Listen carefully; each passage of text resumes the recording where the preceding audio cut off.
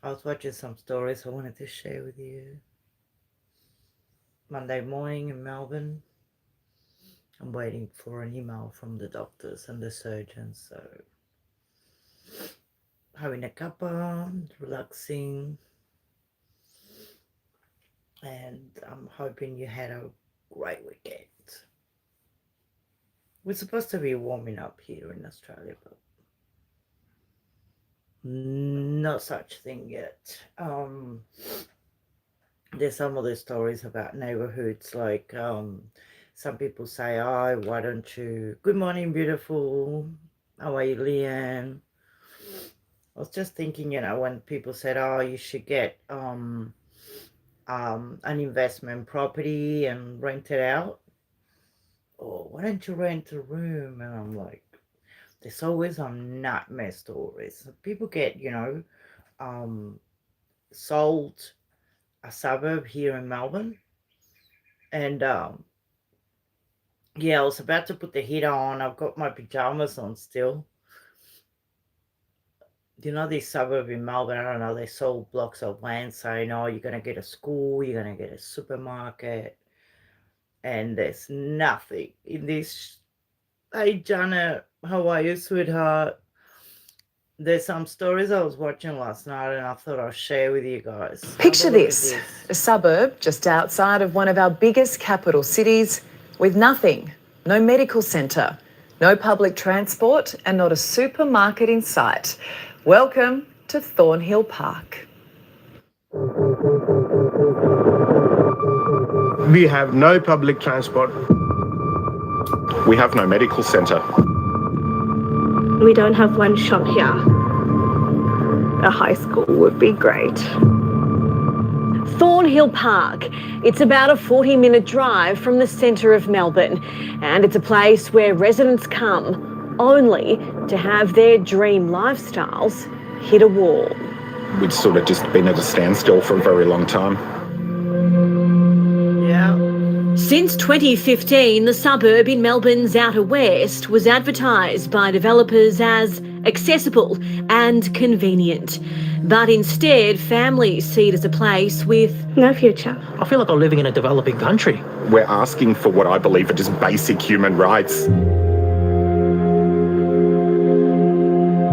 There's 6,500 residents who call this suburb home. Yet there's no high school, no supermarket, no pharmacy, no doctor's surgery, no restaurants, no gym, no police station.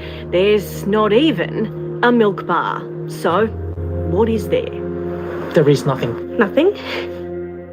Priya and her husband Gagandeep moved into Thornhill Park 18 months ago. This is our first house, first home. Not happy at all. Yeah. Always begging to please sell this house so we can find a better place. They're big. Sorry, if you see me go past, I'm going to turn the heater on. Bloody freezing. Describe this dirt road. If they ever fix this road, we can actually save our 20 minutes to go back to the freeway from the back roads. The young parents say if you can't drive a car, you're stranded in Thornhill Park because the trains don't stop and the buses don't come. Can't even catch a bus because we don't have a bus. Can't catch a train because we don't have a train station. Nathan Burns-Gramont bought here 7 years ago. He loves the community but loathes the lifestyle. We're fighting as hard as we can as a community, but we just keep getting kicked back down to the ground. According to these families, the place is almost unlivable. I dropped my husband at Cobblebank train station. He got himself to work in Melbourne CBD before I had even made it home to Thornhill Park. That's because there's no convenient way in and out of the suburb. An advertised overpass is yet to be built. Families are forced to drive backwards out of town just to go forwards, and it's a U-turn that can take up to half an hour. Even delivery drivers have given Thornhill Park a wide berth. Menulog struggle to come here. Uber Eats, forget about it. Local pizza stores down in Melton won't come here because of the length it takes to do a U-turn. Since its inception more than 7 years ago, the suburbs quickly become a paradise lost. All that was advertised not yet delivered. The medical centre's apparently getting built. The kindergarten is opening soon. The proposed supermarket has recently been downgraded to a mini-mart, and land has been fenced off in the so-called Central Square ever since we visited last year. Since our report in June 2022, all these residents have got is a primary school and a childcare centre. We've now been classified as a city of Melbourne also, but still being treated like a rural area. I certainly feel for them. Steve McGee is the MP for Melton. There's nothing planned for a train station to come right now, and there's no funding for a train station right now. As for an overpass... Yes, it will be years away. There were never commitments made, well, in particular the train station, never commitments made by the state government. And unfortunately, developers don't build train stations and overpasses onto freeways. One of the 6 developers involved in Thornhill Park is Welco, founded by former Essendon footballer Andrew Welsh. It's performed, really well for us, Thornhill Park, this year. In a statement to A Current Affair, Welco said all the information it's provided has been accurate. Welco has relied on the government's advice from the beginning of its Thornhill Park development, informing prospective purchasers of the government's plans and specifically noting that actual delivery of both the train station and freeway interchange is solely within the government's control. Welco say marketing materials included disclaimers that timeframes were indicative only and subject to change. And if government don't get developers to set aside land for infrastructure, then there's no potential to build a train station. Steve's advice to would-be buyers is to get concrete timeframes from developers. I think developers promote their development in the best possible way they can with the most amount of selling points that they can.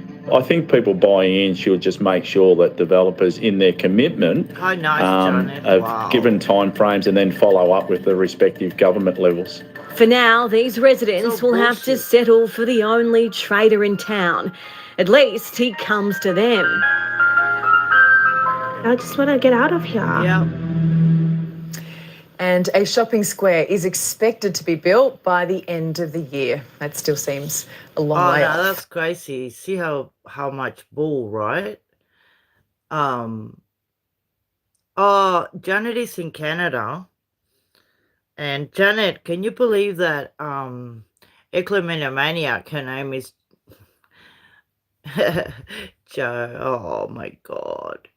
Leanne is from where I have my shack up in the northern Australia, in the north of the state. She's in Horsham, and that's where my mates are, I saw a story, the guy, there's a bloke that built a wall and just to block the neighbours and hoarders, just horror stories, with neighbours. It's just shocking,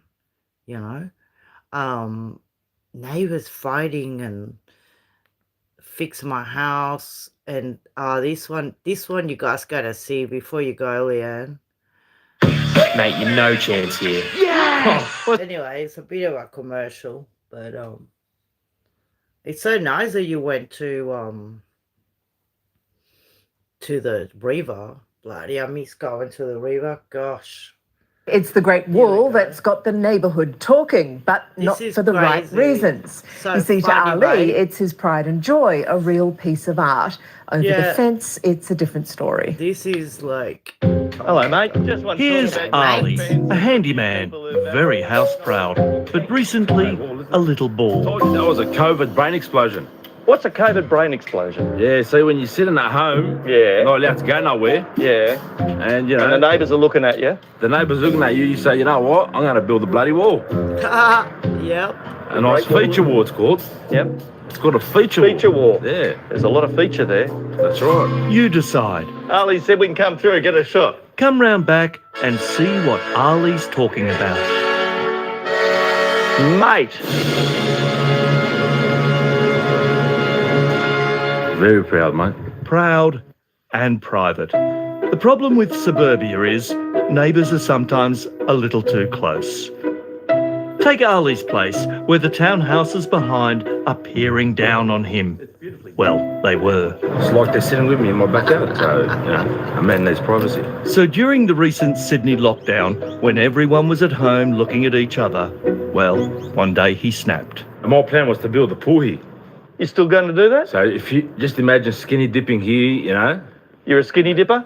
Yeah, and your neighbours are looking at... No, you might be, but just imagine. I don't think I want to imagine Ali naked, to be honest. But back to the fence that he built himself. It's like going to an art museum, Piece of art at night, I'll tell you that much. Yes, the panels light up, but not on the other side. No, on that side it's not quite a piece of art, with nails and wires exposed. Yeah, well, I was going to do a nice feature on the other side as well. Oh, okay. But when you got dickhead neighbours, mate, that's what happens. Dickhead neighbours. You guessed right. The neighbours in the Chester Hill townhouses are none too pleased. I try to ask them why they had it so high, but sometimes they prefer to respect their privacy. I don't know what's going on in there. I felt a little embarrassed to mention possible skinny dipping. It's a bit higher than the normal length would expect it to be. Just a bit, isn't it? Residents were hesitant to talk on camera or show their faces. Yeah, it's very high. Preferring to take the fence that looks like a big black box from their side up with council. Blocking some view, like the building. It blocks the view, yeah. Because it's very high. Now, in case you're wondering, most fences are 1.8 metres high. Ali's is 5.64.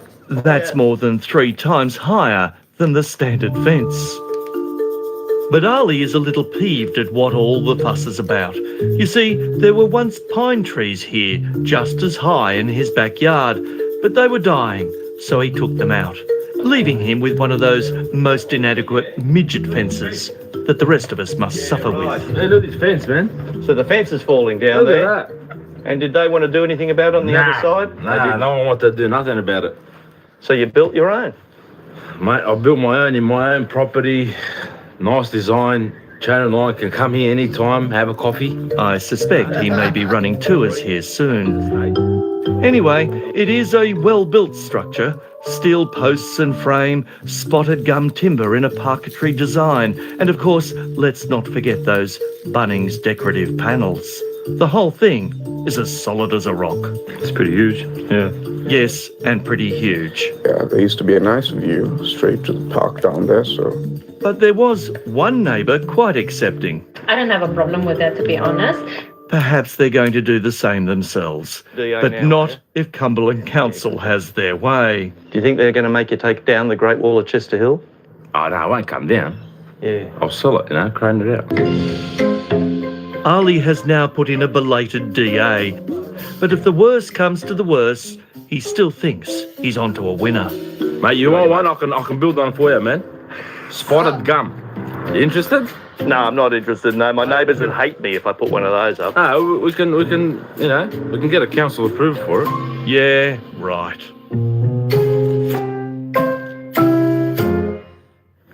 That's the problem, isn't it? Council has told us that they have now issued Ali a notice to pull down the wall within the next 2 weeks. It sounds like...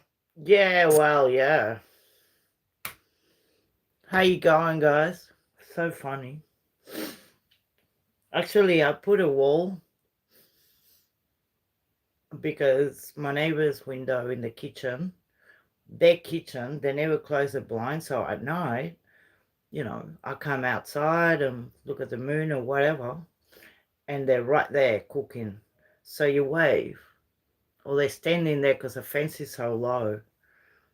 And like if I didn't have that, from their kitchen, they look right into my kitchen, like you'll be sitting eating and they're there. So I build that up. So when I saw this door, but you're not allowed to build fences, Yeah, no, it's crazy, How you guys going? Look at this bloke, right? Hang on. This is... But Nathan Crowther hates the rain. When you watch this story, you'll understand why, because every time it rains, it costs him a fortune. Here it comes. The Great Campbelltown mudslide. No lives were lost, but for the Crowther family, the damage bill has run into thousands and caused immense stress. As soon as I hear that rain, I can't relax, and I'll come out here and have a look. Yeah. Nathan Crowther's heart sinks every time the weather looks nasty, and it's started to rain again. It's your backyard, it's your baby. Yes. This is my safe place. It's raining again. Nathan and wife Anne have spent around $100,000 transforming their backyard into a tropical paradise. Thanks for stopping by, but every my time lovey. heavy rain hits, paradise is lost. I don't know where to go. I don't know who's liable for this. I ring council. Last time I called him, he actually answered the phone with, I guess it's raining again, is it? The family built in a new housing estate at Campbelltown, south of Sydney, but workers stalled at number 56 over the back fence. My house is the exit point for all water off the property. The owner there built a stormwater pit and retaining wall on the vacant land, which council says is illegal, but for 6 long muddy months, nothing has been done to rectify it. And Nathan has had a gutful. That stormwater pit's actually about 200 mil above the ground, so the water doesn't go where it's meant to go. It Fills up like a bath. Fills up like a bathtub. When it fills up like a bathtub, it's got absolutely nowhere to go. It's under my fence, fills up my garden, and then that mudslide just slides right on into my pool, and mate, my pool ends up looking like the Georges River. Yep, it sure does. When the mudslide eventually stops coming from under the fence, what follows is time-consuming and expensive. There's Nathan on the home's CCTV. After each man-made disaster, he spends days and empties his wallet getting the pool back to clear water. Every time it happens, it costs me in between about $200 to $400 worth of chemicals. And then it rains again, and he's back at it. It feels like it's a war of attrition. I fix it, it rains, mate, I don't know if I'm fixing it again. And his beautiful garden, well, the floods are slowly killing it. When you see a frangipani like that, it's rotted. I mean, they've got root rot. That's the problem. All these plants along here. But that's what you can see now as well. The plants I've lost over the last 5 months. Yeah. 3 metre travellers, palms. I've been mate, Flower Power know me by name. What's it like when you're upstairs at night and you're in bed and you hear the rain on the roof? Mate, my anxiety goes through the roof. I'm coming out and inspecting the damage, waiting for the time that to come out, get that broom out and start sweeping off the pavers to stop the inevitable mudslide going into my pool. Council documents confirm the structure is illegal, and the owners have been instructed to remove it and restore it to ground level. It's been really, really stressful. But Anne says that order was made months ago, and now... They're not replying to us, they're not responding. Oh, he knows and he doesn't care. I'm heartbroken because this is my dream home. This is what I've worked for, this is why I work so hard. And then just to have it ruined in front of your eyes because of someone's negligence, it really gets me, especially when I don't know the way out. So we took a drive to see the owners. The poor man behind, he's copping a lot of dirt in his pool. And spoke to wife, Naleshni. We are looking into it. The Prakash family is developing the block. Right now they live in quite the mansion with lovely, not rotting, gardens. No, there doesn't appear to be a water issue here. We're trying to do something. He'd just like an outcome. He's got a lot of mud coming into his place. We want to fix it too, but unfortunately, as I say, due to lockdown, we couldn't do much. So yeah, we're trying to get things in place. Okay. Betterment for him, betterment for us as well, because our project is on hold as well. COVID only locked down construction for 2 weeks, so not sure about what accounts for the rest of the time. But the Prakash family now know ACA is sniffing about. So too Campbelltown Council, because once we got involved, they told us another order has now been issued to remove the illegal retaining wall, which the property owner has agreed to. Let's hope the right thing is done soon. I don't know what I can do because I'm just a sitting duck every time it rains, so to speak. Because it's gone on for far too long. Yeah, it's crazy, isn't it? Sadly for the Crowther family, the weather isn't on their side. The Bureau of Meteorology has issued a La Nina alert for the months ahead. Meanwhile, council says the Prakash family must demolish the illegal retaining wall by November the 15th. There you go. It's crazy. Some of the stories. And when you buy a property, you know what I mean? No. I've got a friend that's gone through the same, like they built a house next door to him and they put a retaining wall and the water's coming through under the fence, but they've got cars that are worth a fortune and motorbikes. So, you know, the water is getting, it can go under the house actually and create a lot of problems for the you know, for all the stuff that is supporting the house, the wood, the concrete. Water can make a lot of damage, you know. It's crazy. So, but yeah, some of these stories are so funny. They've got, you know, issued by the council, but the council normally, once they get the money, they don't do much. All they care about is the money, you know. But yeah, and the problem is when you've got rental horrors. You know, they said, oh, let me, you know, rent your house, I'll pay your rent, and then they just stay there and don't pay rent. There's a story where a doctor moved into someone's house and he just claimed it, and he said, and he was a doctor. I put it on. Oh, you won't believe it. It's so crazy. My little Glock is that I got from Timor with a light with a G. It's crazy. And stayed put. Mary and Murray Wallace say the doctor turned squatter on their family property and it led to an ugly standoff. Oh. It is not for sale. It will not be for sale. We aim to keep it in the family. On the edge of Melbourne's leafy east lies almost 2 acres of hillside property with beautiful bush views.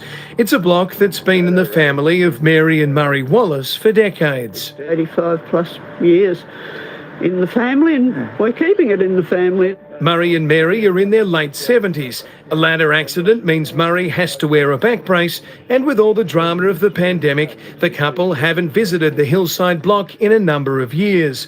But in late January, they ventured out to see their land, only to find a lock on the gate that wasn't theirs and a man sitting in a deck chair. It was a great shock to go to our own driveway and find that the gates are locked against us and somebody else's car is in there. You do feel frightened because here's this person that you do not know who's almost barred you from your own property.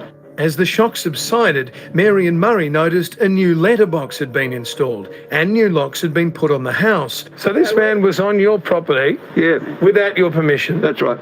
And the police said they couldn't remove him? Couldn't remove him unless there's violence. There wasn't violence, but the man did make a remarkable claim. He said, "Who are you?" And I said, "To my name." And he said, well, he owns the property. He then produced a business card which shocked the Wallaces all over again. This was no desperate squatter. The card identified the man as Dr. Ryan Smith, a medical physicist at Melbourne's Alfred Hospital. Hello. Hello. How are you? How are you guys? All right, thanks, Smith. At this point, Mary and Murray's daughter Katie and her husband Lachlan were informed. I basically didn't sleep that night. Neither of us did we? Dad could have had a heart attack or anything. They're not well people. They're not fit bit people, so it was really distressing to know that they dealt with all of that themselves at the time. That was horrible. The pair initially doubted a doctor would be involved in something like this, only to have that doubt blasted out of the water. The police told me the following day when I spoke to them, no, he is who he says he is, he checks out. So for my dad to be confronted with a doctor from the Alfred, you would think that somebody with that role is not in need of finding somewhere else to inhabit. Lachlan and Katie texted Smith asking him to leave, a reply reading in part, "If I receive any further threats, verbal or otherwise, I will refer this on to the police." And then, when Katie contacted neighbours of her parents' block, the locals reported back that Smith had made claims to them as well. He's told us that there's a dispute in the family, but there might be some relatives who don't... Who are disgruntled that I was able to acquire this property. Who are disgruntled I've acquired this property. So it would appear like this person has at least provided the neighbours with a sense of doubt, should you, the rightful owners, ever show up and try and claim the property. Yes. That's exactly what happened. A title search shows no recent sale of the land and records Mary's family name, Williamson, as the rightful owners of the property. Mary and Murray have also produced records showing they've been paying rates on the block for years. We've been looking for Mr. Smith. Right. Do we have your permission to go on the property and see if he's there? Absolutely. Oh, yes. Absolutely. Yes. With that undertaking, we were off to the prized block to look for signs of Dr. Smith or his wife Melissa. With Murray and Mary's permission, we're now on the property, and you can see that the guest they never invited has clearly made themselves at home. There's a barbecue here, a couple of eskies. They've even erected this marquee to give themselves some shade while they go about whatever it is they're doing here. In addition to the homely touches, an expensive-looking CCTV system has been installed with stickers claiming to have 24-hour security running at the property. Well, there's no sign of Ryan or Melissa Smith, but there is one trespasser, a four-legged trespasser.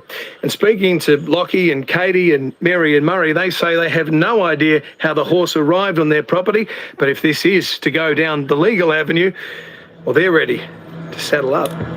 In Victoria, the obscure adverse possession law does transfer land to someone who has had uninterrupted possession of a block for 15 years. It seems the squatters on the Wallace's property arrived in September, meaning that by the time they were discovered, they were more than 14 years short. So what's your message to Mr. Smith or whoever's on the land at the moment? Well, he should go back to his own land, if he's got some. And it turns out he does. Mr. Smith and his family live in a two-storey home in a neighbouring suburb. Oddly, within minutes of our arrival, someone called the police. We're going to go knock on the door then, if that's okay? Yeah, that's fine, mate. As for Dr. Smith, he wasn't home and no one was coming to the door. Our attempts to contact him by phone and email have not received a response. A few days later, Lachlan and Katie took action to reclaim the property. After an inspection by local council, they replaced the squatters' locks. But sadly, it seems the other party here isn't getting the message. It's now been a few weeks since we first visited the block, and the padlocks that Katie and Lachlan installed on the gate here have been replaced with a lock they don't recognise. The nightmare, it seems, continues for Mary and Murray. Later that day, police made a house call to Dr. Smith, while on the other side of town, an elderly couple continued to battle a case of uncertainty. Being told this is no longer your property by someone we have never met, never heard of. He should realise that that frightens older people. Crazy, isn't it? I mean, imagine that. Someone claiming your house. It's just crazy. So many people just squatting, you know. And this woman is from Texas apparently, and she kicked everyone out. Oh, hey Thomas, how you going, sweetheart? Oh, right. Golf watching, hey? Oh, we're talking about squatters and nightmares that happen with people. But apparently someone squatted in the neighborhood and they took trashing it out. a quiet street. So, fed up neighbours united to boot out squatters. Don't mess with these families. About neighborhoods today, my life. Nightmares. This has got to be the room where we hear all the banging coming. Oh my God. For the last several Nancy's months, from we've Texas had and Jamaican squatters Island living in our cul-de-sac, is there too. running a 24-hour-a-day drive-through drug den. No, not really squatters. Just bored people, I think. They're just bored. Yeah. Right. Okay. It is shocking. It's unlivable. My partner woke me up in the morning. Oh my God, there's a car fire. So we ran out and looked out the window and that was too far. Christy is the kind of neighbour you want. I'm from Texas. We don't put up with this kind of you know what I'm saying? Christy says for years, squatters and drug users have been a problem next door to her home on the New South Wales Central Coast. Lots of fighting, brawling, threats to kill each other, to shoot each other. Better have my money, constantly. But Christy says recently it's really ramped up, and the other week it all culminated in the cul-de-sac with a dangerous car fire. They just extinguished a fire, a car fire. The flames were like 2 stories tall. My whole house reeks of burned tires. And we've all had enough. We all have little girls, and we can't let our kids out. Neighbour Dean says it was the final straw for him and his young family. There's trees over there where the car is, and that house right next door could have caught fire for sure. So we decided we would take things into our own hands and get them out ourselves. I actually came and gave a verbal warning the day before to let the prostitute in the garage know that the jig is up. We've had enough. And I also shouted it in the house. Tomorrow's the day. It's over. True to her word, Christy and the other neighbours confronted the squatters and kicked them out. Am I interfering with your business? No. Okay, No. I just told them to go away. Just leave me alone. I've got things to do because I'm getting kicked out. Okay, gotcha. That's all, darling. Okay. The neighbours surveyed the damage and were shocked by what they saw. I think what we need to do, Mackenzie, is we all need to use one of our bulky pickups. Yeah, we'll use one. Oh my God. This is beyond insanity. They removed all of the junk and boarded up the house so no one could get back inside. My neighbor's father did it. He went and got the wood from Bunnings and cut it right there. The unit belongs to a disabled man named Terry. His mother, Bridie, is heartbroken at what's become of his home and says disability support workers paid to care for him have failed. I'm looking after my son now, and he's been down here for 14 weeks. You get all these organisations in, so you don't have the worry, and they know the right thing to do, support your son and look after your son. And then there you go, nothing's happened. Yeah, I think that's a disgrace that it's been left to neighbours to do this. It is shocking. Rodney's a local and says he doesn't know who is to blame. Hey, what's been happening at Unit 2? No idea. Because it's a mess in there, and it's Terry's units. Like, are people sort of buying and selling drugs in there, or what's going on here? No, I wouldn't have a clue. Yeah, it wasn't my fault, so... Not your fault. No. So these aren't your friends that have been staying there? No. How did they know to come there? Like I said, Terry had a heap of just riff-raff there. But like it was a free-for-all years ago. And it's just extended from that, I think.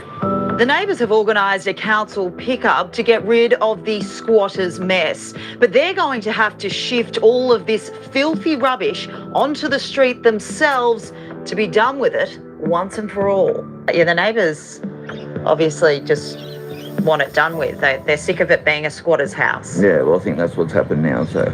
Good luck to you in your future endeavors. Please don't ever come back or you'll be sorry. Shocking. Isn't it? Morning. Some of the stories that I watched last night, I wanted to share with you guys because, you know, I don't watch TV. How you guys going? I don't really watch a lot of TV, you know, but I was watching some of the stories that relate to me personally, like the guy that put up the wall. How funny is that, you know? There's fights over fences. There's a guy that sold these neighbors furniture. They went in and got it and just sold it. Put it in a container. They went in and emptied the house. Hey, Leo.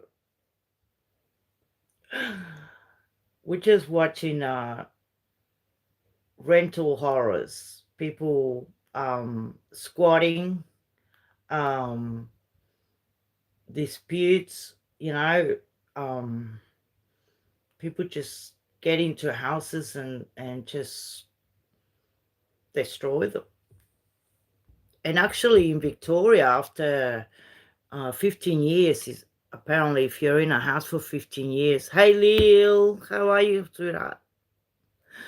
You can claim it. You can claim the rights to the property.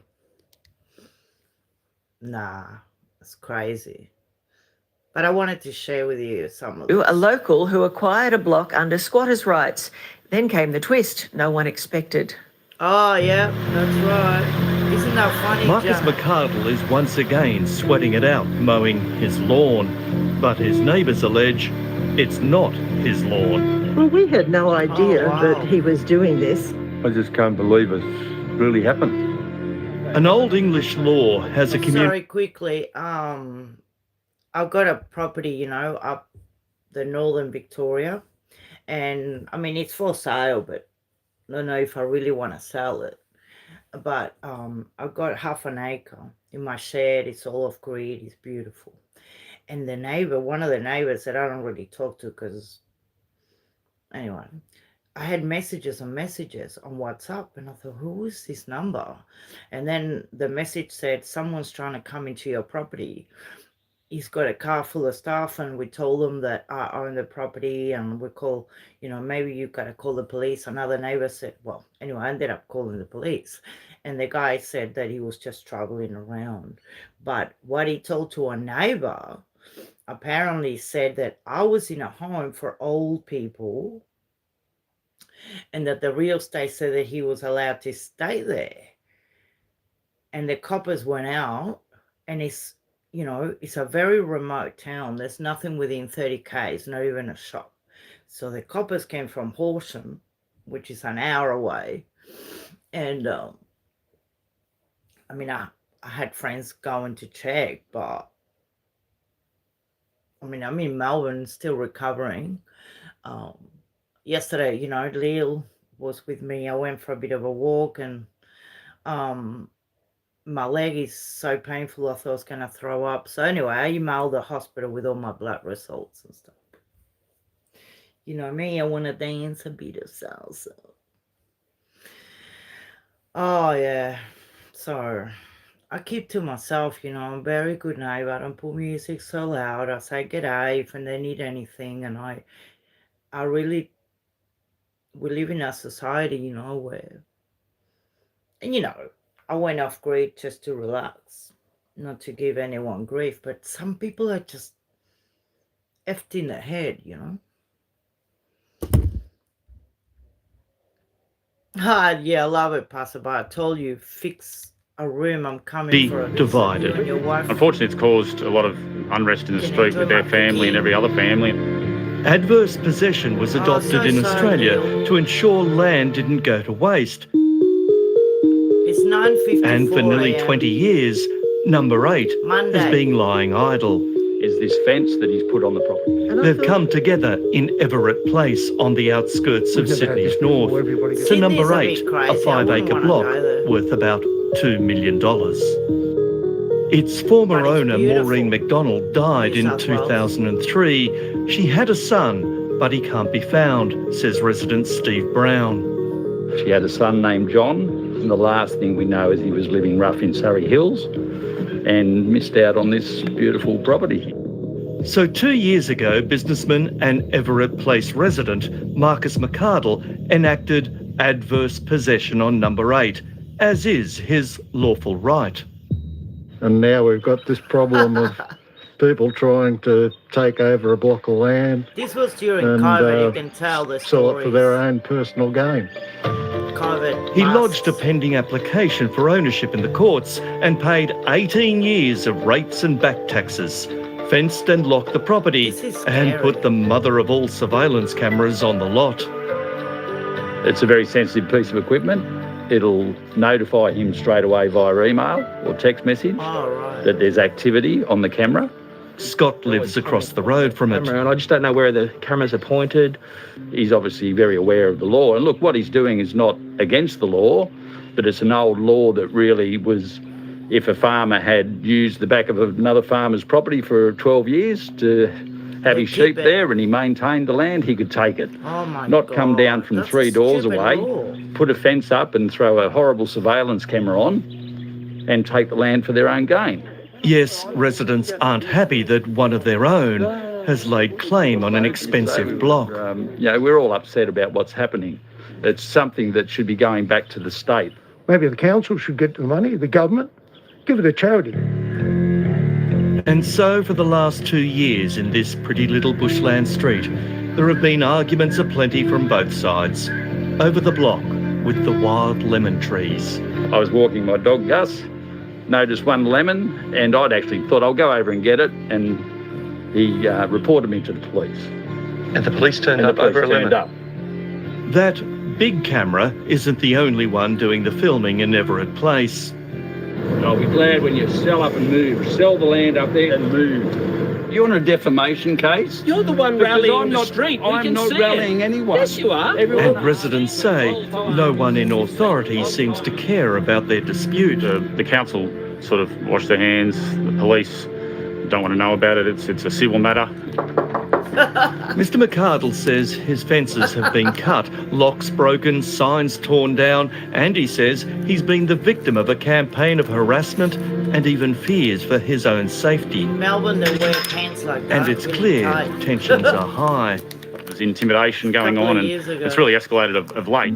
However, over the last few days, things have taken a turn. It seems years of bitter disputes has had a toll on the man who wanted to take possession of an old bush block, with Marcus McArdle's lawyer later telling us the consequence has been that at this stage he has determined not to pursue an application for possessory title. So number 8 becomes ownerless again, and the man who lawfully tried to seize it is now seeking to get his money back. He is attempting to rightly be reimbursed for the rates and taxes from trying to find Miss McDonald's son or seek reimbursement from the Crown. Adverse possession may sound like a lottery win, but in Everett Place, it's been nothing but a headache. Needs to go through the Parliament and be reviewed as an antiquated law that needs to be removed, so people aren't allowed to do this and upset the sensitive balance of our lifestyles. In the meantime, there is a man sleeping rough on the streets of inner Sydney, not knowing he is a multi-millionaire. Huh. How's that for a story? So the son basically probably had it rough and off he went, and and here are the peacocks that we had. I had 30 peacocks. I mean, they're beautiful birds, but they're a Is that a multi I see? You're stacking one. check him out doing that with the balls. That's not real. Anyway, a neighbour had peacocks, and then she had 30 peacocks, and I couldn't sleep. was all night. Wah, They're wah, strutting around wah. like peacocks, and that's the problem. Neighbours are in a flap and they asked us for help, so we sent in the peacock whisperer. Oh, no, thank you. Oh, my God. No. They're beautiful. There was about 14 in our driveway here one time. I even got to touch his tail feather. Beautiful bird, but when... So they retired and went there, you know, to relax after retirement. Like me, I bought my property and all these peacocks will come to the birds, other birds, and then they'll come in the roof. And it sounds like, when they yell, it sounds like help, help, help, help, help. It's like people that were staying over thought some kids were yelling for help. I said, no, it's a bloody It comes peacocks. to trying to grow vegetable gardens, all gardens, no. This area is better known for its chickens, but we've had a call about peacocks. Yes, a pride of problem peacocks right here in suburbia. They are a hazard. I cannot grow any veggies in my garden.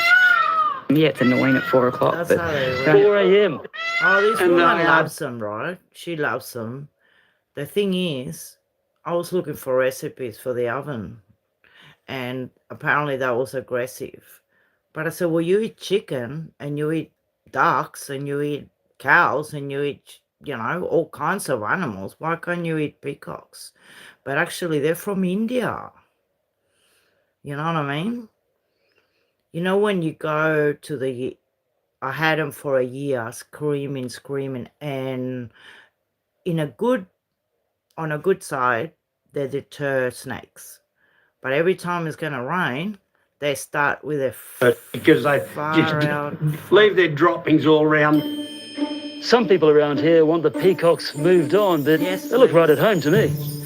Just send them somewhere else. What, relocate them? Relocate them. It could be just some unneighbourly henpecking. there's people that love them, there's people that hate them. But these wild peacocks are certainly ruffling feathers in Arimba on the New South Wales Central Coast. And especially when they're close, that noise is very loud.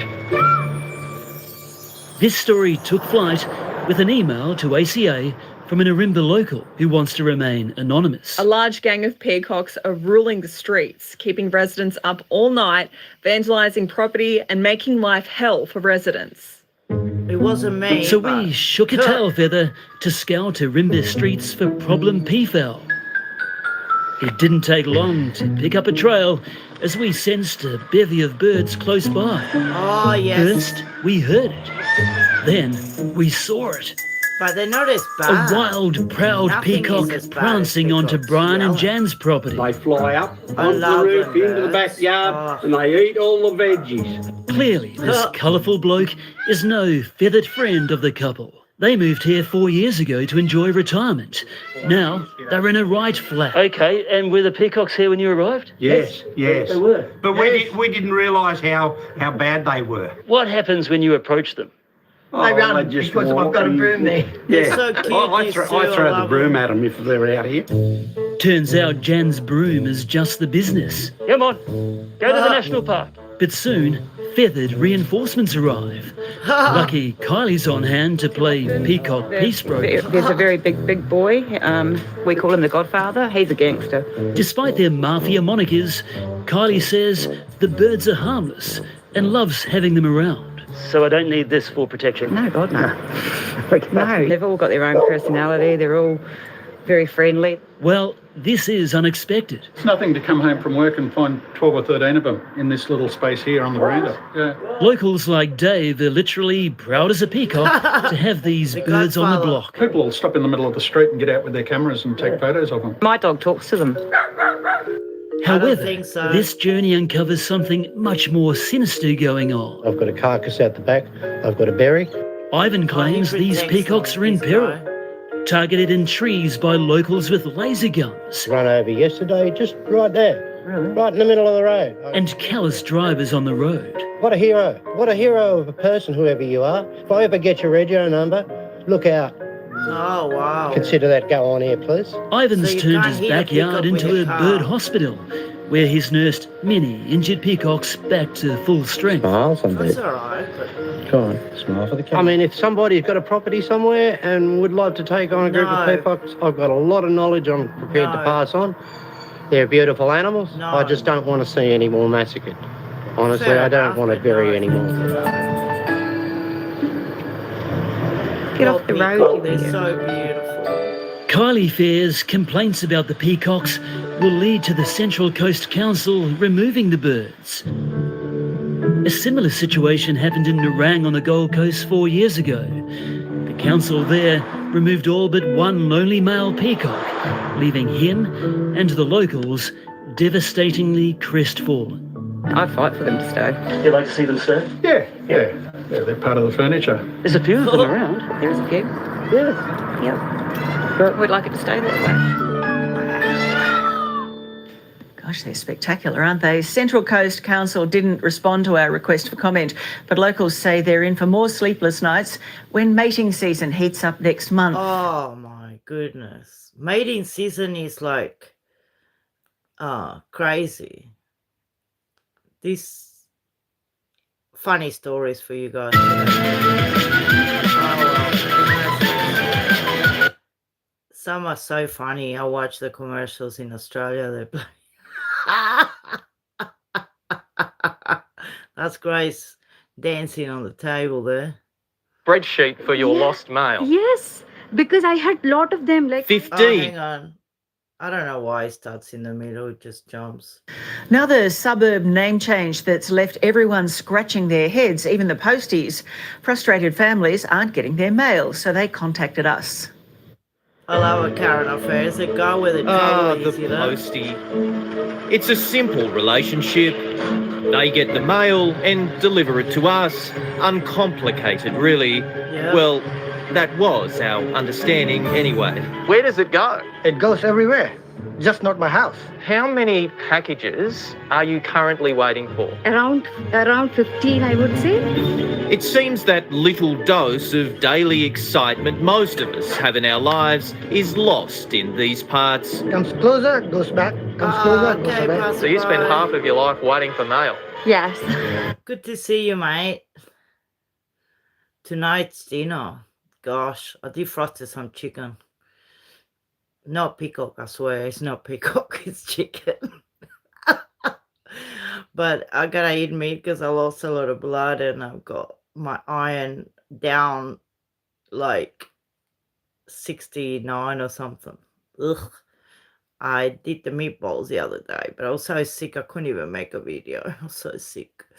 I get the mail in the middle of nowhere, no worries, you know. And if you don't get it, it goes to the post office. But these people can't get the mail.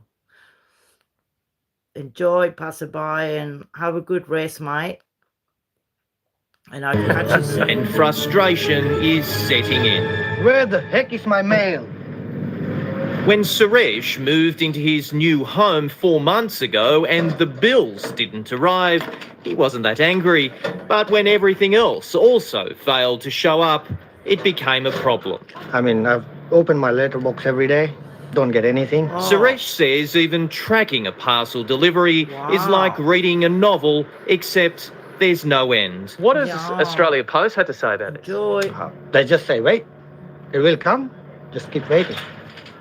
Suresh's neighbours at Narimba Fields in Sydney's northwest are also feeling a lack of letterbox love. I'm waiting for one of my parcel. It's now almost 2 months now. Bunty explains. This is 10th of August. They are saying that Australia Post has received the parcel in Sydney. 13th of August, received by Australia Post for transportation to processing facility. Okay, the parcel is not moving. Let's change the suburb. 21st of September, it came back from 7 Hills. This could take a while. We'll come back because Emma in the same suburb has unconfirmed reports a postman might have found her place. Oh no. Doesn't shock me anymore. It's pretty extreme. It took my last parcel 3.5 weeks when it should have arrived within the first week. So there's no such thing as express post in Narimba Fields? No, definitely not. That's if it even gets there. After all, it's a long way from Emma's to the nearest Australia Post.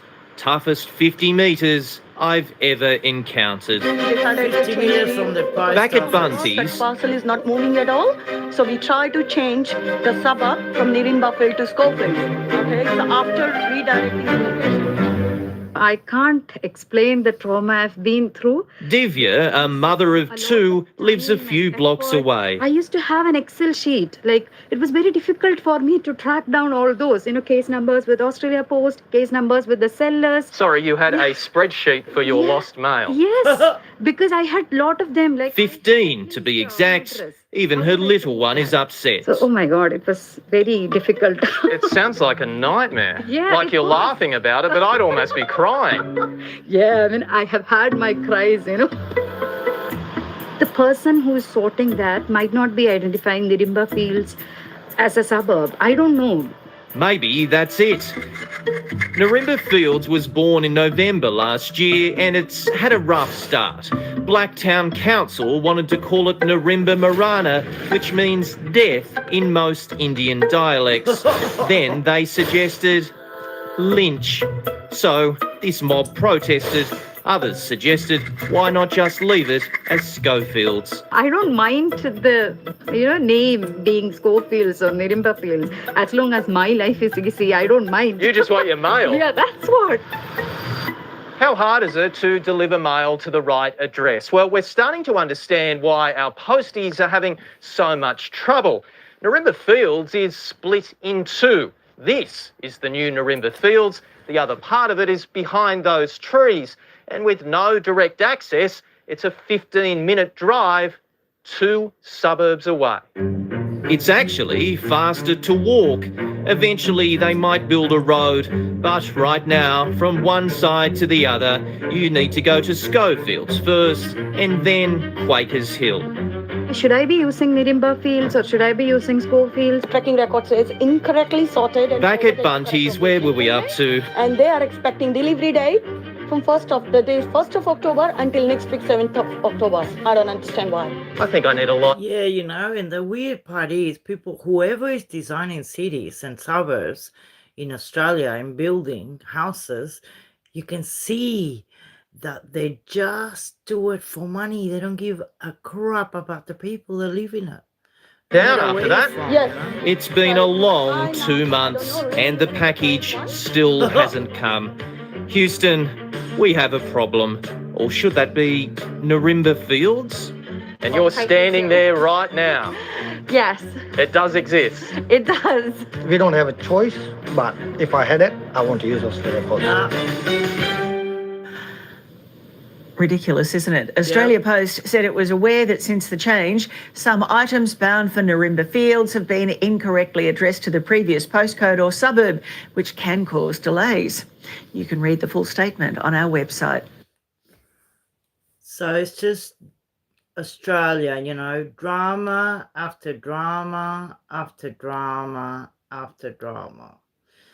Especially when you rent your house. Hungry Jack's is cooking up something new. Try the Oh my God, but yeah. Some people, have a property that they actually use for retirement and rent it. And then they come to we had a house. Sorry. It's just shocking. But anyway. Another scam targeting families desperate to find a place to call home. Fake landlords are offering rentals that don't exist. Shocking. I've got nowhere for my kids to go. I think it goes without saying that this is reprehensible conduct. I feel like she's just blown my whole world, Oh, it makes me feel stupid for actually believing that we had a house. Sorry. Donna Webb is a desperate mother, all but homeless, couch surfing with friends and family. My kids are sleeping on a double bed, so the 3 kids in a double bed, and I'm sleeping on a couch, and I'm nearly 5 months pregnant. All thanks to what she claims is a rental scam being run by this woman, Melissa Cooksey. Melissa called me. We chatted for about half an hour, and then she said to me, if you can pay 2 weeks rent, then this property's yours. Donna had been looking for a 4-bedroom home for her family when this advertisement appeared on Gumtree, offering exactly that. It just said 4-bedroom house for rent in Marsden. There was no pictures. The ad was under the name Stephen, but it was Melissa who messaged Donna telling her she couldn't inspect the property as the current tenants wouldn't allow it. Instead, she sent these photos, adding they were just ones she had on her phone. Donna then met up with Melissa at a local cafe to sign the paperwork. She even paid for our lunch. Because she said she felt bad because she was running late. Donna says she signed this lease agreement. Melissa was using the surname Conway, but when Donna transferred the $2,400, it went to Melissa Cooksey's account. Incredibly, Melissa even gave Donna a key. I was so excited, I felt like a whole load of stress had been lifted. But on the day she tried to move in, everything came undone. Donna says when she came here to the home, she was shocked to find 2 cars were already in the driveway. When she went up to the front door, she says there were already tenants inside who told her they'd moved in just a few months earlier. Yeah, they do. I was just like, wow, okay, I need to go to the police. Records show the problem in Melbourne and all around Australia, there's no rentals. And you've got, hundreds of people trying to get a rental. And sometimes, even they buy property off the website. They don't even go to inspect it. Sold in May this year to someone unrelated to Melissa Cooksey. Donna tried to contact Melissa, but has had no luck. I think she's a piece of work. And I think she deserves what's coming to her. Like, she should go to prison for this. But our investigation has revealed Donna isn't the only victim of Melissa Cooksey. A Current Affair has spoken to 4 other women who all claim they also fell victim to this rent scam. 3 of them actually met up with Melissa at various retail locations and handed over $2,400, thinking they too were securing a family home. This all happened over a 6-day period in late September before Melissa disappeared. I had everything loaded onto the trailer, went to the property to unlock it, and the key didn't unlock the property, and there were still people living there. Crystal Ardle was one of the first unsuspecting renters. She was looking for a home for her son and new partner. She's also pregnant and says she met Melissa at local shops to sign the paperwork. She seemed pretty legit when we paid the remaining money that we owed, because she gave us the key as well. I feel like a sucker, because somebody got me that quick and easy. Joanne Smith was one of the last to meet up with Melissa Cooksey. Joanne was told she'd successfully applied for a house in Marsden for her and her 3 autistic sons. She texted me back telling me that I was the winner. And I'll tell ya, me and the boys, we were jumping and hugging with joy. Turns out it was the same home Donna thought she was getting. A neighbour captured this CCTV of Melissa leaving her home, which is in fact public housing, on the day she went and met up with Joanne. For her to have hugged me and happily taken that money away from me, it's disgusting. She's despicable. Joanne put in her 2 weeks' notice at her current home, only realising what had happened when she showed up to the new house and spoke with the actual tenant of the property. I realised that I'd been scammed, and she told me 4 other people had been to the house before me. They've decided to exploit those very tight rental conditions for their financial gain. Antonia Mercarella is the CEO of the Real Estate Institute of Queensland. She says around the country, and particularly Queensland, rental vacancy is at record lows. She says if you're dealing with a private lessor, make sure you check their details. Ask for evidence of ownership, and that involves looking at the certificate of title as well as confirming the identity of the owner. A warning has been issued on this Logan Crime Watch page about the scam. The police are now investigating and wanting any information on Melissa Cooksey's whereabouts. She hasn't been seen at her public housing home for weeks. Meanwhile, the women she's accused of scamming are out of money and in need of a home. She's not even doing it hard. Like that's cheap housing. Why would you do this? You've only just had a baby yourself. You've got children. Police were in talks with Melissa today but are yet to track her down. They're asking for anyone who knows where she is to get in touch. No, it's shocking. 10 grand. And she's just scamming everybody, you know, like, it's just one of those things that you think you would check. And, no, it's shocking. So sometimes the council and the police, they don't really help you. You know, there's a council, this is shocking, this, down the road from where I am, not far actually. Where do you want this one? Same as the last. Yeah, there was like a tip, like a rubbish tip, and yeah, something went wrong, they didn't cover it, and the smell is just Invited shocking. guest who's really on the nose in this suburb, engulfing residents' homes with an unbearable smell. They say it's making them sick and they want it fixed.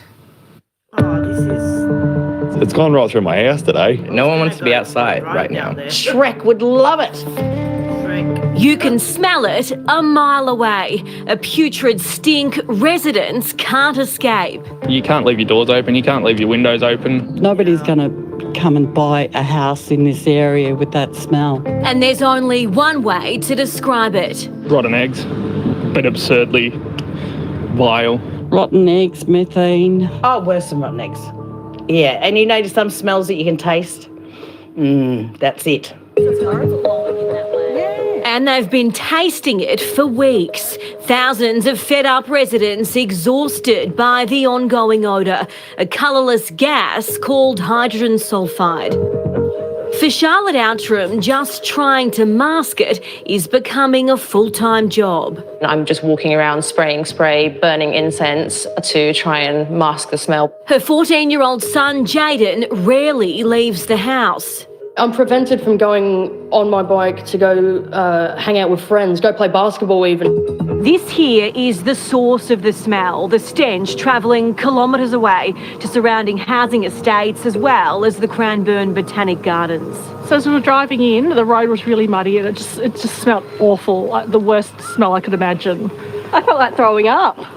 The gardens, a popular tourist attraction, also now on the nose. It'd probably be a turn-off for people wanting to come in, it was so bad.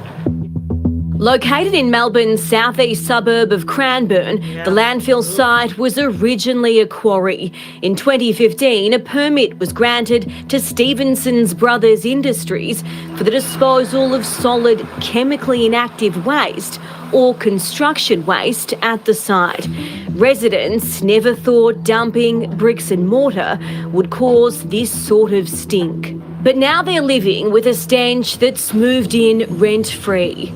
So when the garbage truck comes, it obviously smells? It does, it smells, but nothing like what we're smelling. There's no way known. Melanie Ryan and her son Bo have been breathing easy in Cranbourne West for 28 years, but not anymore.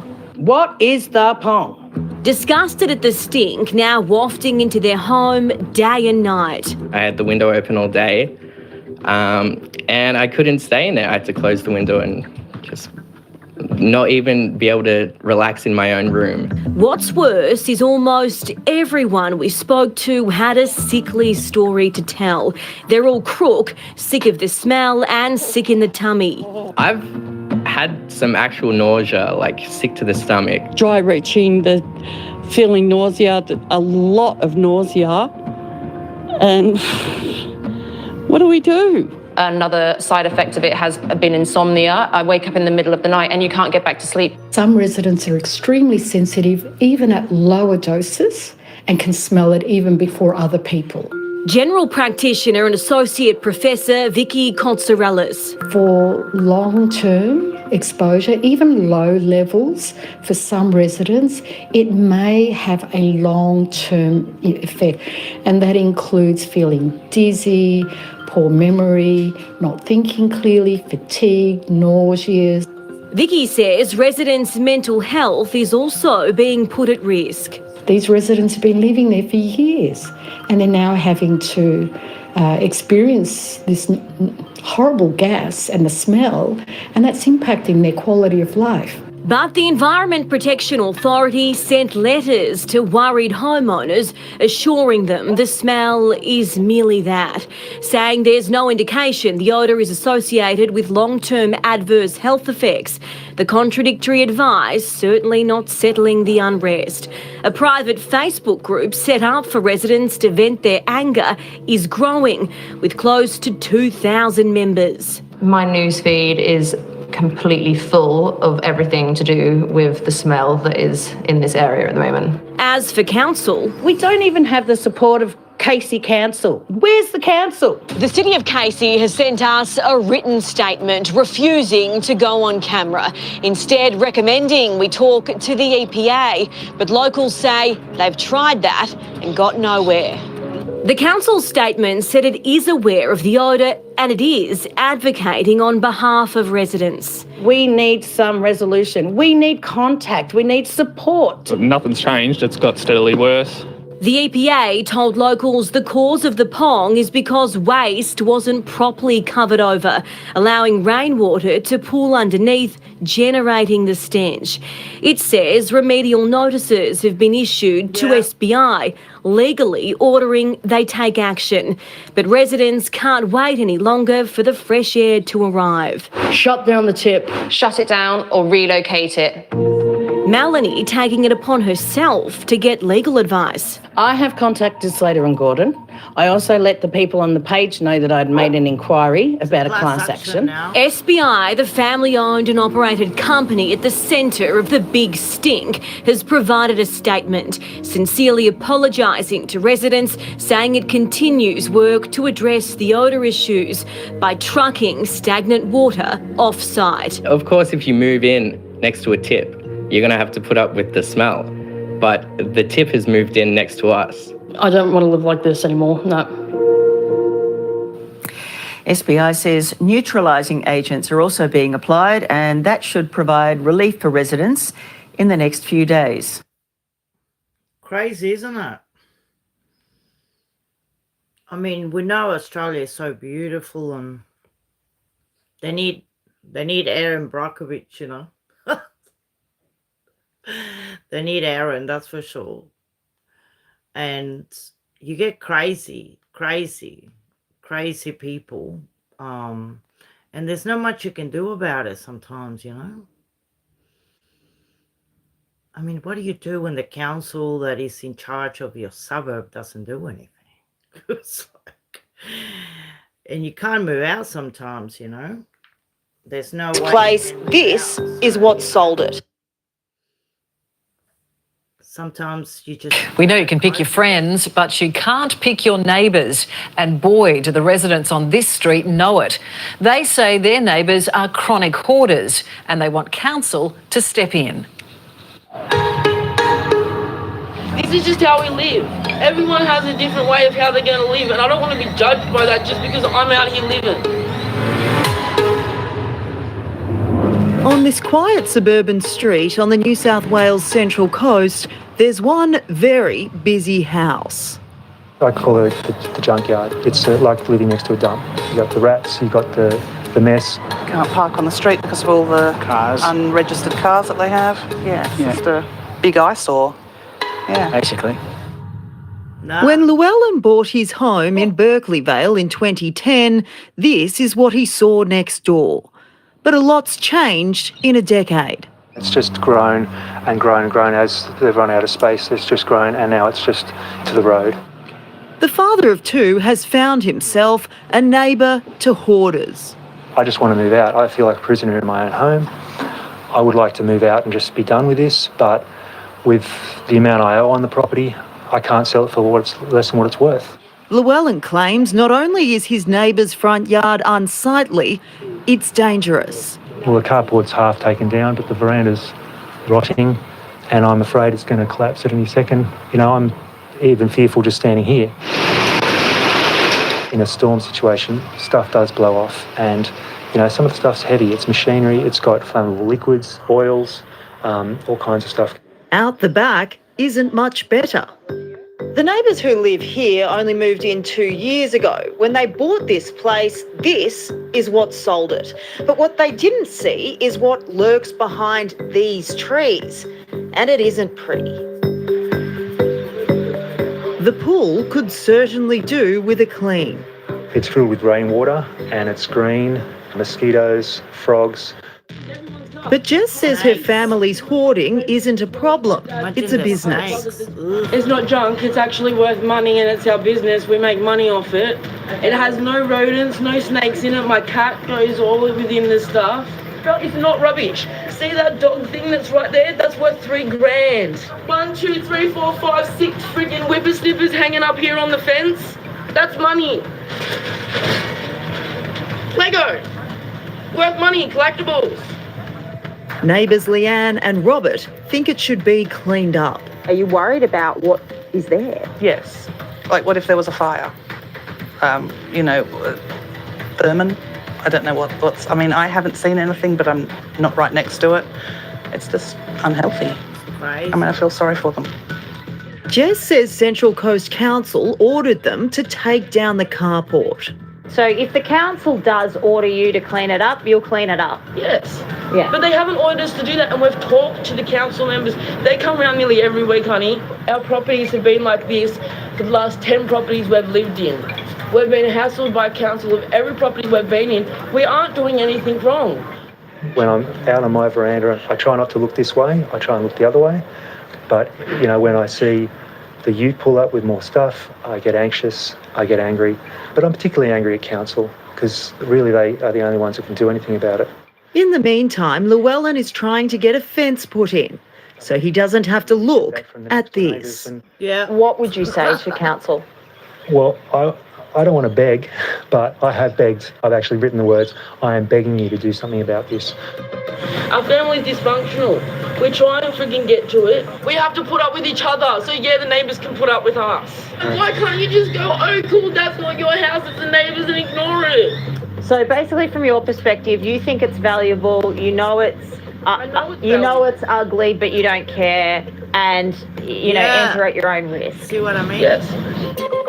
Now you need the guy to build big walls for everybody. Well, Central Coast Council says it's done its best to try to find a solution, but nothing has worked, and it's now considering enforcement options. Imagine that. How's that for news? I just shake my head. It's insane. So when you see all the news together, you want to get the guy that builds those walls. When he said, you want me to build a wall? I thought, I need your number, mate. Like, you need the guy's number. But there was one that, this one here, it's the longest running, I'll put it for you and I'll make a coffee. This guy is, I think he's Canadian, Janet. See if you can pick the accent. Jeff's rental is full of rats. They've ripped into his daughter's lunchbox, even eaten through the kitchen floor. But it turns out that's not his only pest problem. When we asked his property manager about the rodents, it turned into one of our longest ever on-camera confrontations. No. Do not try to slam the door. Oh my God. When it comes to rental inspections, this might be the most dramatic you've ever seen. I'd like you to leave now, please. I'll call the police if you don't leave. Police. No, right now. I'll call the police. I'm going to call the police. And it's all over a rat infestation. There's a super highway for rats down in the basement. You can see the trail where they habitually run. And they ate through your 12-year-old daughter's lunchbox. They ate through 2 of my daughter's lunchboxes. Jeff reckons his property manager is turning his back on the rodent problem. I'm making a video. John, I have an uncontrollable rat infestation. Why are you running away? So he called us and we found an even bigger pest that we couldn't get rid of. Jeff has been living under what's been described by an exterminator as a rat superhighway. But Jeff says he isn't the problem. This problem has been His addressed neighbours already are. 4 months ago. Alright. Until they clean up And this their time yard, after the rats won't go away. Without knowing the You'd back and think forth, their shared property manager would want to help fix the infestation. Instead, he's threatened to blacklist Jeff. Oh, threat. You're using the threat. There were rats in every room of the house. I went to Bunnings. I bought everything that you can buy at Bunnings in terms of traps and poison and all that kind of stuff. None of it worked. In suburban Brisbane, Jeff's been living in a rat-plagued house. And I would be in bed, and at 3:30 in the morning, I'd hear the loud snap of those traps shutting. Sometimes you can hear them in the walls, coming down through the walls. At one point, rats had eaten through the floor in the kitchen, through the subfloor and the flooring itself. They've chewed his young daughter's lunch boxes, backpacks and the pantry food, leaving rat poo on the sink of a morning. I would put a bin inside a bin, a large bin containing a medium bin, containing a small bin. And these are the lengths I had to go to try and keep some of my food safe. Jeff's rented his home for 6.5 years and says he's never had an issue with rats until the family next door moved in. Fast food containers, Kentucky Fried Chicken boxes with rotting chicken carcasses in them left out on the lawn repeatedly, feces-filled diapers left out on the front lawn. He's been documenting the neighbours' mess to show their shared property manager. In this photo, you can even see a syringe. But when Jeff complained to this man, You feel happy now? who calls himself John Sue from Fortune Property Management, things turned ugly. He just makes these assertions such as, please be assured that there is no connection between the situation next door and your rat problem. That's despite a Brisbane City Council rodent report deeming the pest activity level on Jeff's property as high, finding 2 dead rats under the floor, with council's detection dogs showing interest along the neighbour's fence line. He couldn't actually give me a report on somebody else's property. He could only give me a report on the house that I live in. But by saying that the dogs are keying on the property line, he's saying that's where the rats are coming from. But the neighbours deny they're the problem. He claims that you guys are causing the rats because of the mess around the house. Yeah, I know that he says a lot of things. He's trying to get out of paying rent. That's what it is. You guys completely deny that you are the root cause of the rats. Yeah, they did call it. Fed up with the rats, Jeff confronted John to do something about it. John, I used to be a TV producer, and I'm going to make you the star of a new series, John. Why am I having an uncontrollable rat infestation, John? John, why won't you talk to me? Are you a slumlord, John? John, are you a rat palace slumlord? Yeah, how good school holidays? Thank good.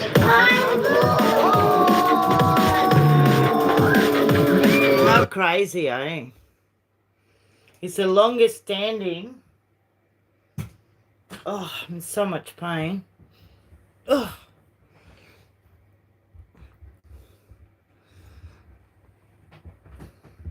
I'm waiting for an email from the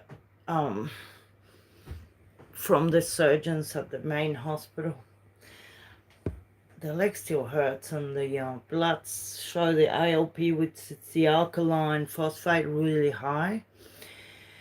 And then I have the phosphate extremely high, iron very low. So all those things together, it shows that there's bone activity, but it might not be the right bone activity, you know. But yeah, this story is crazy. I think he's Canadian. I think.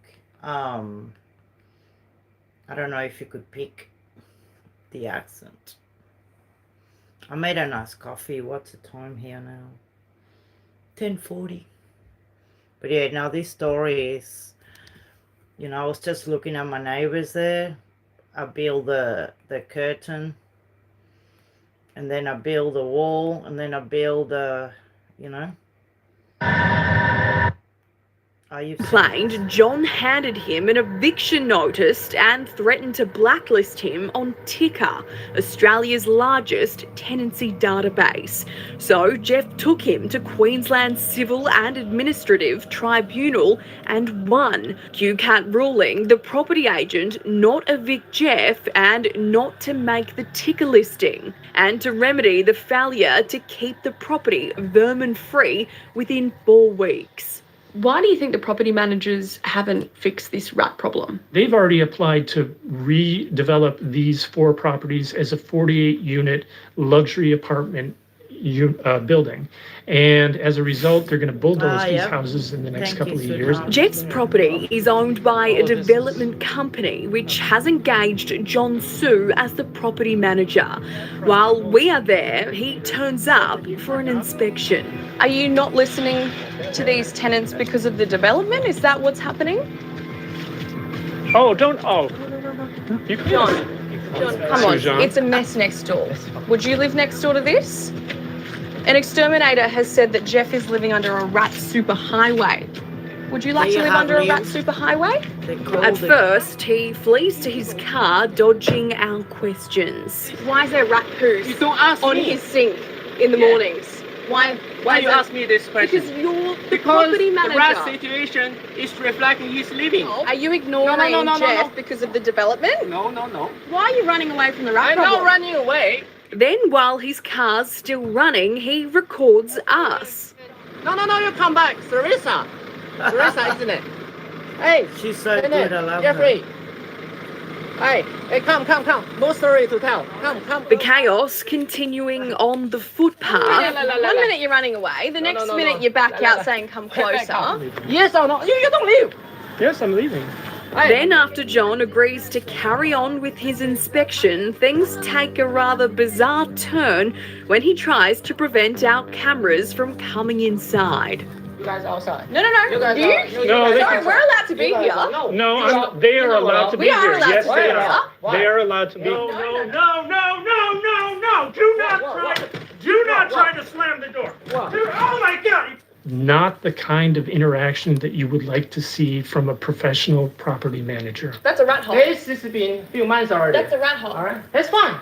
He has to keep his You don't need to address. in containers like this because the rats get through them. But I'm not afraid of you. But I think you're afraid of me. John then refuses to leave, so Jeff calls the police. There's a property manager here. He's belligerent and he's threatening me. He's refusing to leave. I've asked him to leave multiple times and he's refusing to leave. And so we found ourselves in one of a current affairs' longest ever confrontations. Are you a racist? Oh, Are you a racist? Are you a racist? You don't make your children live in a rat. You don't bring this up. This is Australia. You Australia. I'm Australia. Oh my God. Everyone's Aussie. You racist?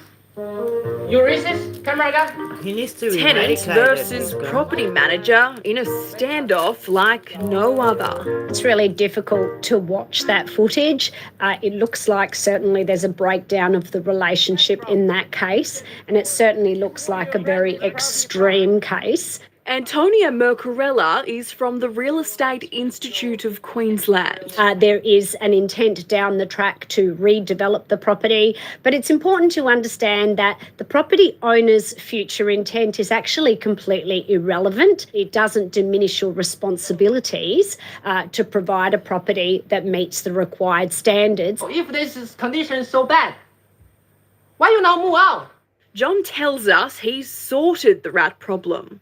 We did pest control twice, 3 times already. All right, and the council guy. By cutting down a tree as part of pest control. See that? All right. Tree has been cut. All right. You know, the rat feces that are in the attic that are coming out of the ceiling like a literal blizzard of rat feces falling into the kitchen is evidence that they haven't been successful. The onus to address that rests with the property owner, as I understand is the case, then that is a QCAT order. As if things couldn't get any worse, this happens. Okay, I turn it off. And threatened to change the locks on Jeff? well, Did you just I'm going to. I'm not threatening. Don't using that word. It's simply not lawful to go in and change the locks when a tenancy is in place. Despite repeated requests, it took over an hour for John to leave the property. Jeff locking the door, finally ending the rodent row. Or did it? That's him. I don't know if I want to let him back in. Wow, and this probably won't surprise you. John has served Jeff with yet another eviction notice, this one for complaining. So I guess we stand by for the sequel. I think they'll be heading back to the tribunal soon. There you have it. Bit of news. The suburb with no mail, the big wall of that suburb, and the peacocks, and the hoarders, and people that, you know, move into your block of land and after 15 years they can claim it. I mean, what kind of law is that? The wall is awesome. Oh, hey, how are you, my sweetheart? The squatters was shocking, really. But some of the stories are the housing, you know, like there's a story that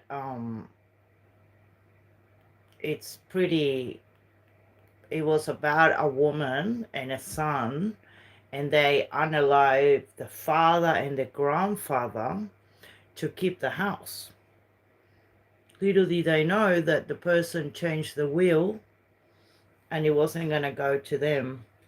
It's a little bit like, some of the stories, people squatting in houses and then you can't get them out. If you want to go back to the live at some point, you're going to see is a doctor. He just moved in, him and his wife moved in. But yeah, this story it's crazy. Well, this happened There, we begin with a crime driven by pure greed. Tonight, the mother and son who murdered Pop so they could cash in on the house he loved. But they didn't know that their victim had changed his will. For the first time, the chilling police interviews, including the moment the pair discovered it was all for nothing.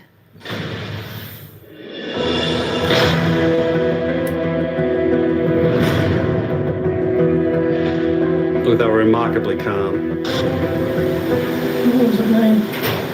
What's wrong with the kids? It was clear that she had organised everything. How am I supposed to have done it to Rob? He's not exactly a little man. Oh, I was totally shocked because how could it happen to him, you know? So, set the record straight. To not only kill a family member for money, but also to involve your children, I wouldn't think you could get a lower act. Samantha Brownlow, age 43, disability pensioner and convicted murderer. Her accomplice, her unemployed son, Corey Lovell, age 19. Their victim, 62-year-old Robin Berendorf, a man who'd raised Samantha as his daughter. Their names you've probably never heard of, but this is a crime you'll never forget. And tonight, for the first time, you'll hear the astonishing police interviews where a mother tries to stitch up her own son for a murder she had planned. He's like another person, he just goes ballistic when he goes off. It's unbelievable that a mother could do that, all for money. Right here in this street is where this horrendous crime played out. The victim, an innocent pensioner who never suspected two members of his own family would arrive in the dead of night to kill him. Well, he's a fun-loving, happy guy, like to talk. do anything to help anybody. Shirley Mansky says her brother, Robin Berendorf, didn't have a bad bone in his body. He was lucky to survive a car crash 30 years ago that left him with minor brain injuries. So he was basically an invalid pensioner for about 30 years. Robin Berendorf then met and married Julina, who had a 7-year-old daughter, Samantha. He gave them a home and raised Samantha as his own child. He basically was her father, yes, and her children were his grandchildren as far as he was concerned. They were his life. But Samantha would eventually betray that trust, turning the family home into a grisly murder scene. When she was first questioned by police, she admitted Robin was the only dad she knew. When we got away, I was the closest he'd regarded as his own child. It was just like father and daughter thing. Okay. At this point, she denied any involvement in his death, even taking out a funeral notice mourning his loss. She must be a very Rob, you are a great stepdad and will be missed. Rest in peace with Mum now. All our love. Samantha, Corey, kiss, kiss, kiss. It's deplorable when you think about this man had given her a home, had, I guess, loved her as a child since she was a very young age and had a sense of trust towards her. And she's used that against him all for the sense of greed. Detective Sergeant Andrew Self is the man who uncovered the deeply depraved motivations of Samantha Brownlow's crime. She was very focused on money. All she cared about in life was money. Are you aware of the existence of any will? Yes, I know he made me go with him when he made his will. Mm-hmm. So yes, I know how it stands. Samantha Brownlow thought she was the sole beneficiary of Robin Berendorf's estate, so she hatched a plan to kill him in the hope of collecting $200,000 from the sale of his house. But she couldn't do it alone, so convinced son Corey to help out for a sum of 50 grand. For these people who had basically lived on welfare their entire life, 200 grand or 50,000 was a tremendous amount of money for them to obtain in one hit. Their sadistic mission begins on Good Friday and was all captured on CCTV. At 7:32 p.m, a barefoot Corey Lovell walks into a service station wearing jeans and a brown t-shirt.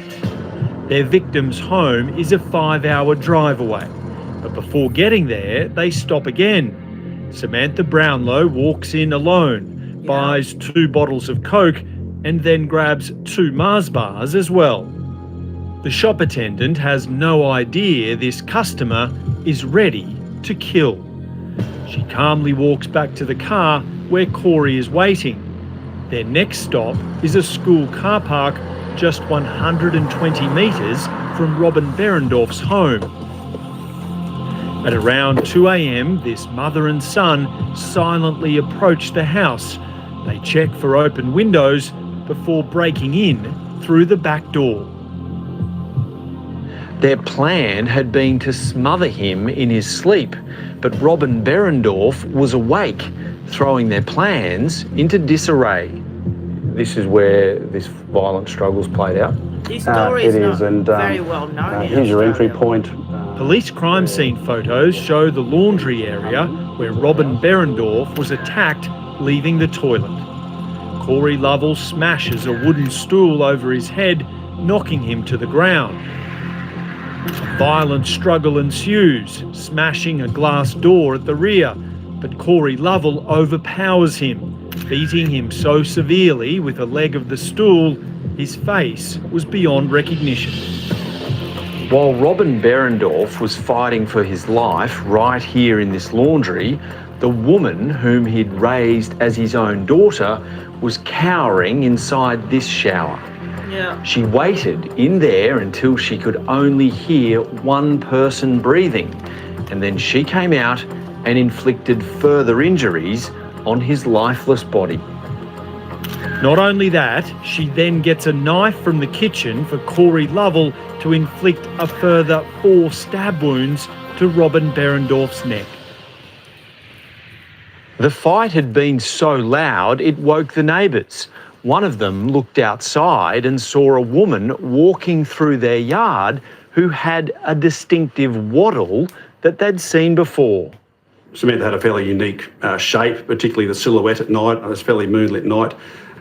They picked the silhouette straight away and recognised who it was, and were curious as to why she would be there at that time when they knew that she had left that address. The homicide of... Detective Sergeant Andrew Self breaks this news to Samantha Brownlow in their first recorded interview. A witness has seen the offender leaving the house. Wasn't you? The witness has described that person in detail, having seen that person numerous times before. How am I supposed to have done it to Robbie? He's not exactly a little man.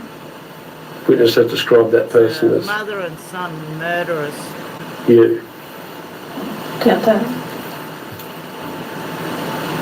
What was it mean? I was home with the kids. She was very, very calm and collected. She had no inkling that police knew anything about her involvement. You have entered into the dwelling of Robin Behrendorf. I haven't got a key. An altercation's taken place. How am I supposed to overpower a man, grown man? Samantha Brownlow's story was that her gold Pulsar couldn't make the 5-hour drive. It was a car her victim had bought for her and was captured pulling in for petrol at 2:17 a.m, just minutes after they'd killed him. NFL team leads at the half. Commercials. Yeah, it's a story that is not very well known, you know, when people don't tell us much. She fills up, pays cash for the petrol, then tops up the radiator too. 3 hours later, they stop again. Brownlow grabs 2 more Cokes, then orders some breakfast. Every service station that she went to, she had purchased Coke and Mars bars, and it was probably her undoing in the end was that need for the sugar rush, I guess. At this stop, Corey Lovell gets impatient and comes inside too. Only now the bottom of his jeans have been cut off, turning them into shorts. They both leave calmly, confident they've got away with murder. Corey Lovell would later tell a family member that his mum laughed the whole way home, saying, "I'm going to be rich."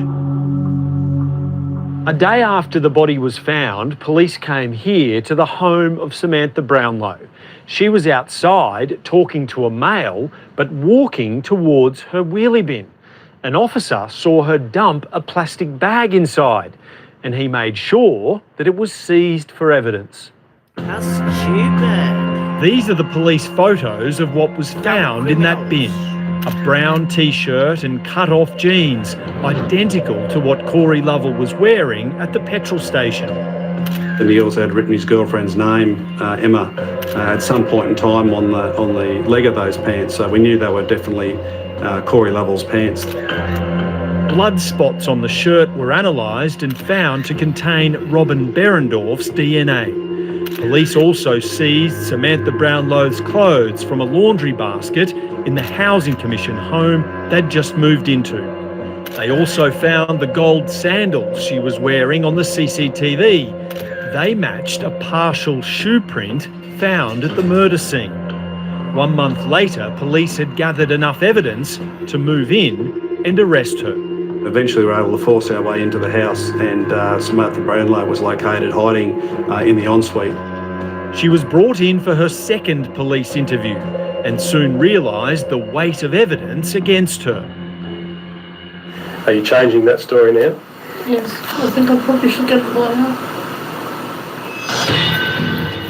After speaking with a lawyer, she returns for her third police interview and now decides to confess. I just want to tell the truth about how Rob died. Okay. But not the complete truth. She tells a version trying to minimise her involvement, blaming it all on her son. And Corey had said something in passing about how he was curious as to whether he could ever kill anybody. He said he would like to know what the feeling is. She even claims she wanted to pull out when they got to the house. And I said, Corey, I'll just forget it, let's go. And I started to walk away, and then he tugged on the glass door and it just popped open. Corey would tell a family member that his mum congratulated him after the murder, saying, "Good boy, that's my son." But Brownlow tells police she tried to stop it. And I bolted, I took off and I hid in the shower room. And the next thing I heard was this big whack. Corey told me he picked up a stool that was in there and hit Rob over the head with it. He was hurting Rob. The way he was doing it was just cruel. What were you yelling out? For it to stop. The sound of the crack across the head made me feel like throwing up. Corey's your son. Why didn't you stop him? You haven't seen Corey go off. He's had me pinned up by the thread against the wall. He just... He's like another person. He just goes ballistic when he goes off. But those crocodile tears won't get her very far. Brownlow agrees she brought Corey a knife from the kitchen to finish the job. She eventually admits the ruthless plan was all her idea and pleads guilty to murder. Corey Lovell pleads not guilty, but a jury takes less than an hour to convict him too. I guess they were two peas in a pod. Neither of them cared at all about Mr. Behrendorff, and all they could both care about is the money, and that's all they thought about. It was just that pure greed. But the payday they were working towards wasn't even there. This is the moment Detective Sergeant Andrew Self breaks the news that Robin Behrendorff changed his will.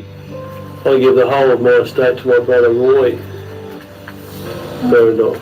No, he's changed it. Not yourself.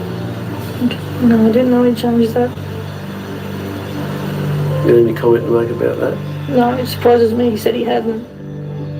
She appeared quite shocked, and she obviously realised at that point that what she had done was all for nothing. Brownlow is desperate that her savage crime hasn't been in vain.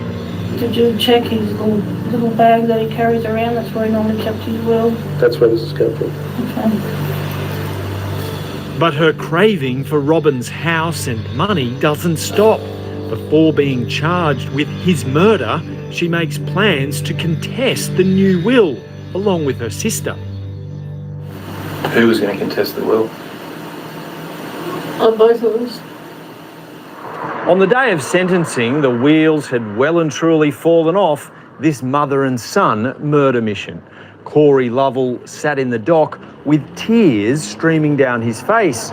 Mum Samantha put her arm around to console him, but he pushed her away so violently, officers had to jump in to separate them. At the Bundaberg Supreme Court, they were both sentenced to life. Those close to the case find it hard to believe a mother could convince her son to murder and then try to blame it on him.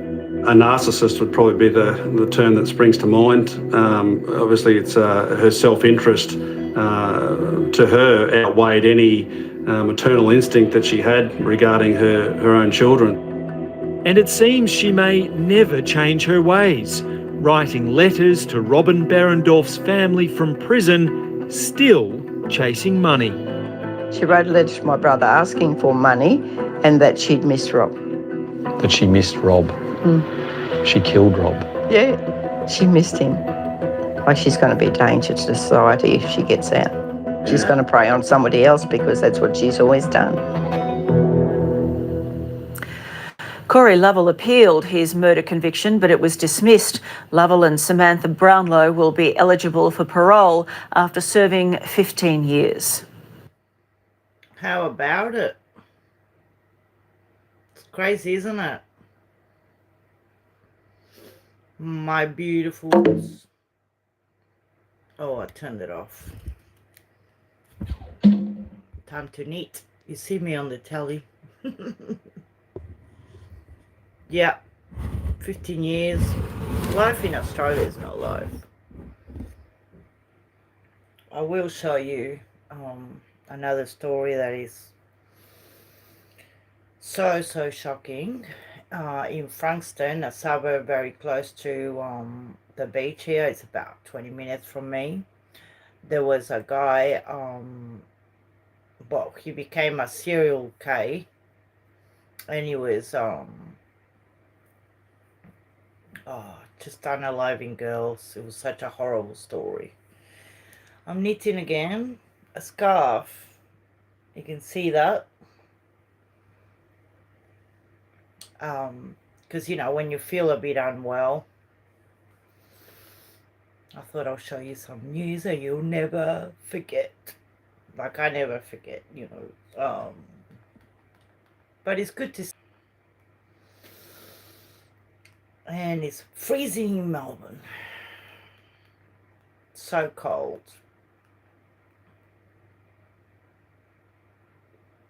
How are you, Leo?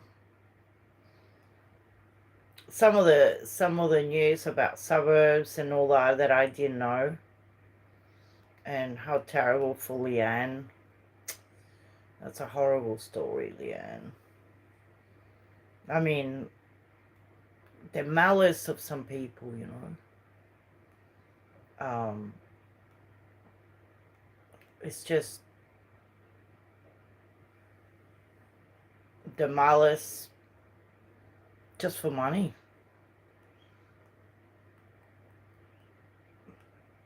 And, you know, we've got a problem in Melbourne with violence at the moment. And it's lock your doors. That's a message. That's what they say. Lock your doors. It's just shocking. But a couple of years ago, this person asked for parole, but he got life in prison. And he got denied parole. It just takes... I got a little snip of it that I can play for you. But what happened with this guy, he tried to change his sex to go to a women's prison. And they denied him. So he changed and changed. Well, it was a time when no one it's something that I used to go to the suburb all the time and go to the beach there and relax and stuff. No one felt safe. The whole town on edge. Decades later, the same community is fighting furiously to keep the notorious serial killer who terrorised them locked up. Straight through. One of Australia's most twisted murderers. You made that yourself? Yeah. There was just this sense of absolute disbelief that this could happen right under their noses. He could just sail in and take a woman off the streets. Tonight, in his first television interview, baby Jake, 12 days old, when his mum was killed. To this day, I still sort of ask myself why it happened. And the cops who cracked the case. A cold, callous killer that will never change. United to keep serial killer Paul Denyer behind bars. So Paul Denyer changed his name to Paula. And then back to Paul. A bit confused. 30 years ago, Frankston, on the outskirts of Melbourne, was paralysed by terror. 3 young women murdered at random. After his arrest, Paul Denyer gloated about his urge to kill. You can only imagine the panic then that within weeks he could be back roaming these streets as Denia makes an application for parole. Makes me really fearful for the whole community if he were to be paroled. A Friday night in June 1993. High school student Elizabeth Stevens jumps off a bus on her way home. She's about to become Denia's first victim. In these police interviews, he describes his crimes in extraordinary detail. Much of it is still too graphic to broadcast. Stabbed her 3 or 4 times. A month on, 21-year-old Denia tries it again on Rosa Toth, but she escapes. An hour later, he strikes again. Saw her jump out of the car. Yes. Ran into the milk bar here. Right. It's the last time Debbie Freeham's seen alive. It's a hole through my life. It's what's missing that matters the most. Jake Blair was the baby who became the unwilling face of Denia's terror, too tiny to understand. Just ring the police. It's not just a mother, it's not just a caretaker, it's not just a guardian. It was a life of opportunity. Now left with a lifetime to wonder. For most of his childhood, Jake thought his mum had left until his dad told him the truth. It was a weird day. It got very quiet by the end of the day, sort of thing. There was not much talking going on. We sort of just separated ourselves within the house, and he obviously just let it sink in within.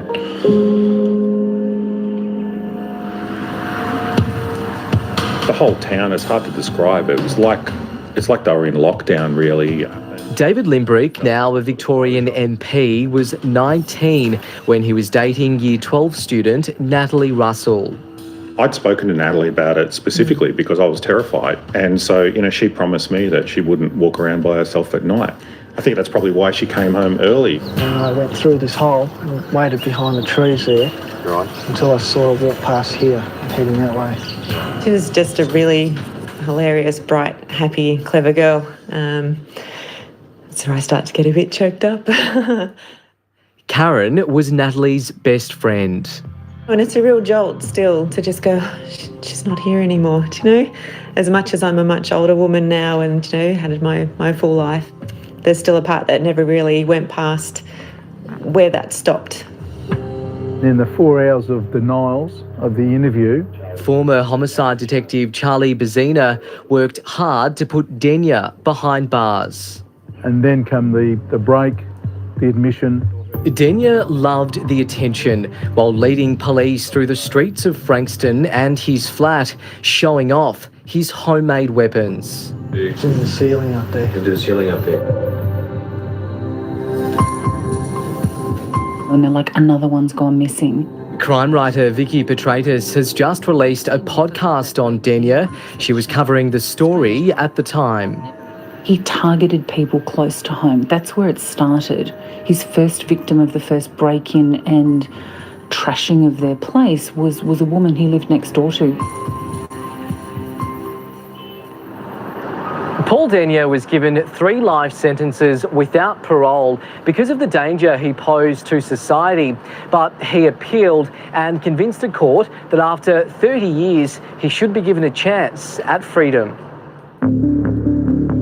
Clearly the government's chosen to put their faith in the parole process. Our role now is to make our voices heard so that hopefully the parole board will see and listen to the concern from the community. Yeah, I can sort of feel the fear, I guess you'd say, from other people as well as myself, and it just builds and builds. Do you think he could kill again? Absolutely.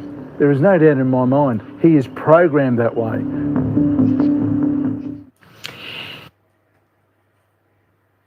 That's it. It gives you an idea, you know, what he's like, but that was shocking because in 1993, that's when my baby boy was born. My first one. And we used to go there. We used to go to Frankston and to the beach and walk around. And my ex-mother-in-law had an apartment there, not far from where he was taking everyone's lives. So yeah, I used to go down there sometimes. we still go there. But Paul Denya changed his name to Paula. And then he had like pigtails and anyway. I'm glad I shared with you guys a little bit of some crazy news in Melbourne, Australia here. The sun is out today. I've been walking a lot, trying to recover from the surgery, but you don't know if it's good to walk or not good to walk. But, you know, it's good to move always because the blood needs to go around your body and do what it needs doing, you know. Oh, thank you, Leo. I'm glad. There's little clips that we can share together, you know. Stories. Some funny neighbours, some not so funny squatters. But I hope you guys have a great Sunday night. It's Monday in Melbourne. I'm gonna try and call the nurses and see what they think, and I might need an x-ray just to make sure, you know, that the leg is healing properly. I've been feeling dizzy and unwell, you know, like not well at all. Could be low iron, but I'm not feeling the best. And you know, I put a face to adversity always. I always try and feel good and positive, but yeah. Rest is good too, you know. Yeah, yesterday I took the dog for a little walk and he loves it. But you guys have a great night. Thank you for being here with me in my time of need. I might meditate a little bit.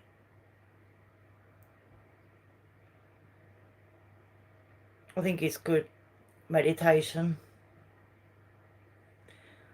The Zen zone. That looks like a halo about me too. It's laughing. Yeah, I'm gonna check it. You know, I move slowly and it's good that I have my walking stick. It's funny, you know, someone came in the chat before because my internet collapsed and I started the live again. And this person, some Christina girl goes, do something else or something. And I'm like, I can't because I can't walk sometimes. All right, my darlings. I shall see you soon. Thank you. Love yous. Bye.